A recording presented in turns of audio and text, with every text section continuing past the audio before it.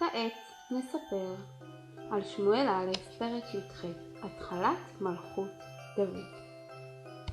דוד התחבר אל שאול מכיוון שנעם לו בנגינתו.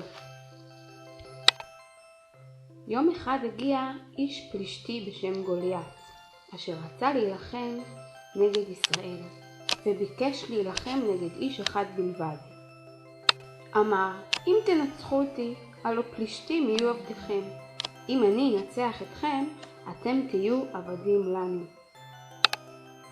דוד רצה לצאת להילחם נגד גוליית, אך שאול פחד עליו ואהב אותו מאוד. הוא ניסה להניאו מכך. דוד הצליח לשכנע את שאול שהוא יכול לנצח, ויצא להילחם נגד גוליית, ולקח עמו רק 5 חלוקי אבנים וקלע בלבד. דוד גבר על גוליית והמיתו.